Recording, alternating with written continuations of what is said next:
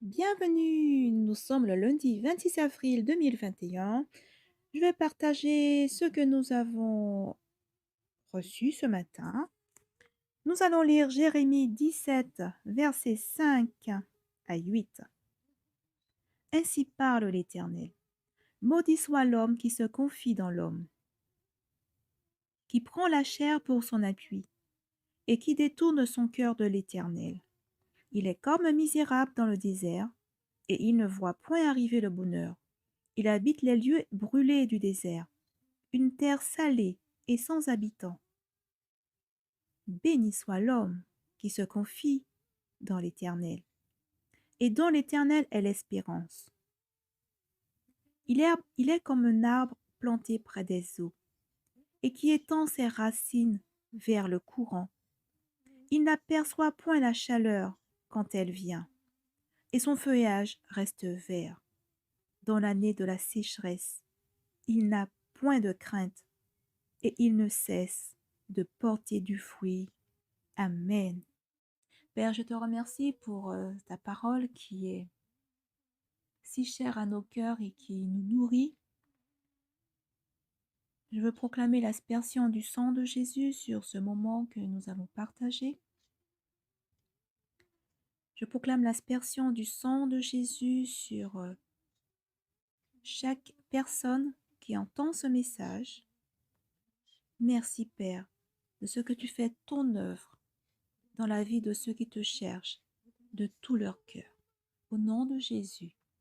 Amen. Nous voyons dans ce passage que le Seigneur nous invite à ne pas nous appuyer sur l'homme. Il nous invite à nous appuyer sur l'Éternel des armées.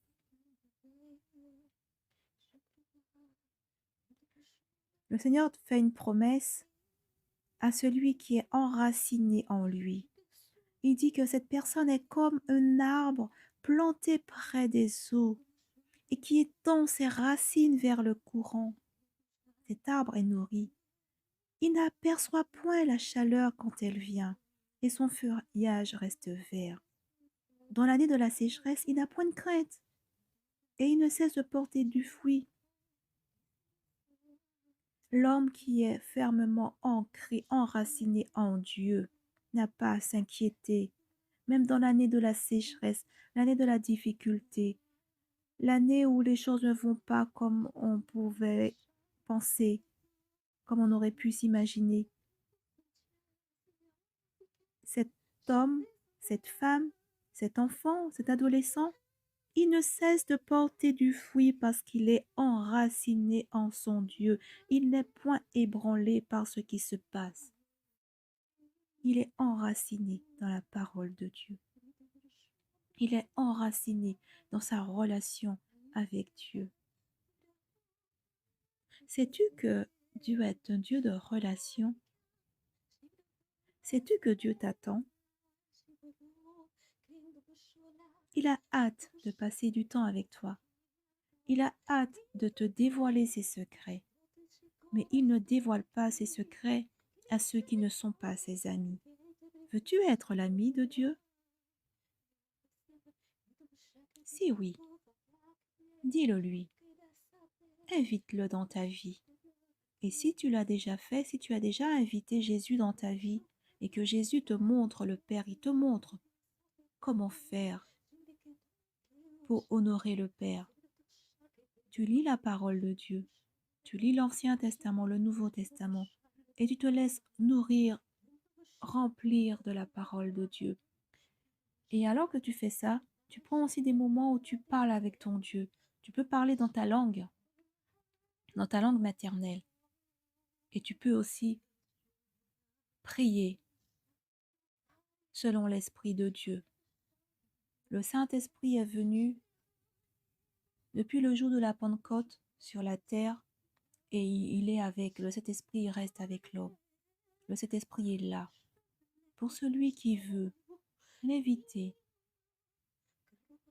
Il ne va pas s'imposer. Souvent, il est là, il est discret, il est discret.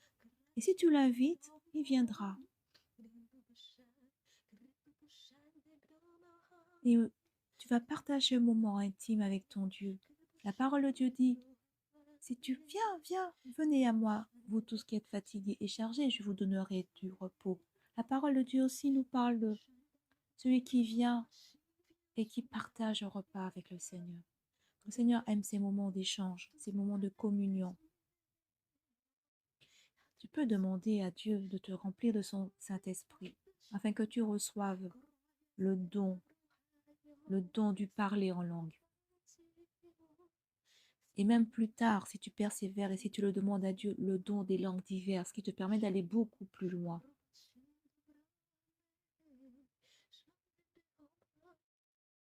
Si tu es motivé, si tu as faim et soif de la justice de Dieu, si tu as faim et soif de connaître la parole de Dieu, si tu as faim et soif de vivre des moments intenses, comme nous le vivons, tu entends, nous partageons ce que nous recevons alors que nous sommes en prière. Le Seigneur, il aime se révéler à l'homme. Mais qui prend le temps de l'écouter? Qui prend le temps de se mettre à part, de s'arrêter, de courir à droite, à gauche, de faire plein d'activités, de distractions? Qui s'arrête pour écouter son Dieu? Et combien de fois t'arrêtes-tu pour écouter ton Dieu? Il te donnera en fonction de ce que toi tu lui donnes. Il nous avait dit, si tu donnes à Dieu, il va honorer ce que tu lui donnes. Offre-lui ton temps, offre-lui du temps. Et tu apprendras à le connaître, tu verras que tout ce que nous partageons dans ces audios, ce sont des choses qui sont possibles à celui qui cherche Dieu, celui qui a une relation profonde avec Dieu, celui qui se laisse nourrir, qui, qui reçoit la parole de Dieu et qui cherche de, avec sérieux, avec passion, la volonté de Dieu. Et nous savons que la volonté de Dieu, c'est que chaque être humain puisse parvenir à la connaissance de la vérité. Dieu a un plan merveilleux pour toi. Dieu a un plan merveilleux pour l'humanité. Dieu a un plan merveilleux pour la création. Et Dieu veut que ce plan se réalise. Vas-tu faire partir de ce plan? Veux-tu faire partie de ce plan? Veux-tu être partenaire de Dieu? Veux-tu lui dire oui? Si c'est le cas, je vais prier avec toi. Père, tu vois cet ami qui a envie de te connaître.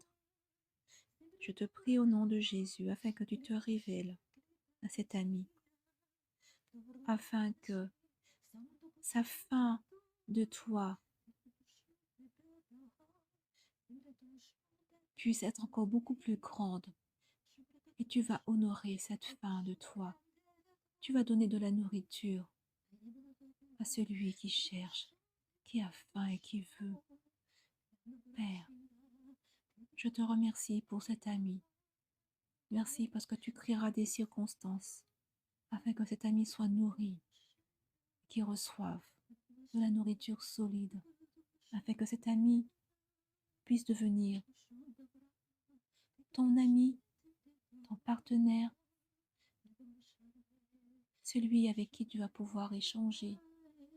Tu vas pouvoir partager tes secrets, Père. Au nom de Jésus, je bénis cet ami qui s'est arrêté et qui veut plus de toi. Au nom de Jésus. Amen. Alors aujourd'hui, plusieurs ont reçu. Alors, il y a l'un des intercesseurs qui a reçu d'aller beaucoup plus loin, d'avoir ce désir encore plus intense d'être avec notre Dieu. Quelqu'un d'autre, son âme loue l'Éternel. Elle apparaît de penser à ce verset qui se trouve dans le psaume 146, pardon. Mon âme loue l'Éternel, mon âme loue l'Éternel, mon âme loue l'Éternel. Quelqu'un d'autre a entendu, où que tu ailles, je suis à tes côtés. Le Seigneur rappelle que nous ne sommes pas seuls. Et quelqu'un d'autre a reçu des encouragements pour un enfant. Elle a pu rassurer la maman de cet enfant que le Seigneur il est en train d'agir dans la vie de cet enfant. On peut se souvenir de Samuel dans la parole de Dieu. Il a été élevé avec le sacrificateur Élie. Et Dieu a appelé cet enfant dans la nuit et Dieu a révélé des choses à cet enfant. Et Dieu a continué à se servir de cet enfant alors que la parole de Dieu nous dit que la parole de l'Éternel était rare à ce moment-là. À cette époque-là, la parole était rare. Pour quelle raison? Parce que les gens ne s'arrêtaient pas pour écouter Dieu. Les gens vivaient leur vie. Même les fils d'Élie, ils ont fait des choses infâmes. Et à partir de Samuel, la parole de Dieu elle est revenue en Israël. Il a pu former d'autres prophètes, il a pu continuer à bénir son peuple par sa relation qu'il avait avec Dieu. C'est ce que Dieu veut pour toi, c'est ce que Dieu veut pour chacun de nous.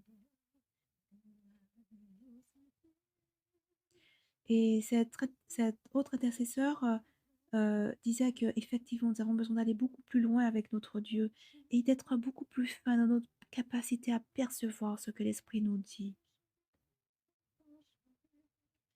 Nous avons besoin de prier, de veiller. Nous avons besoin d'offrir à notre Dieu le meilleur. Et c'est dans la persévérance que nous allons porter du fruit. Le Seigneur nous a fait cette promesse. Ton œuvre portera encore du fruit, beaucoup de fruits. Et le Seigneur nous invite à être vigilants dans nos relations, dans ce que nous vivons. Parce que l'ennemi de Dieu essaiera de, de nous empêcher d'avancer. Mais nous avons besoin d'être attentifs à l'Esprit de Dieu afin de pouvoir continuer à offrir au Père le meilleur. C'est un combat spirituel. Le Seigneur nous rappelle qu'il est le Dieu des combats et qui combat avec nous. Il gère les combats avec nous. Nous n'avons pas à nous inquiéter. Notre mission, notre responsabilité, c'est de nous tenir là où Dieu nous a appelés. Il nous demande de prier, il nous demande d'intercéder, de prier par l'Esprit. Nous le faisons et nous écoutons ce qu'il a à nous dire. Et s'il nous demande de transmettre, alors nous transmettons. Que le nom du Seigneur soit béni. Alors nous allons nous réveiller. Nous allons prendre position pour notre Papa du ciel. Au nom de Jésus. Amen.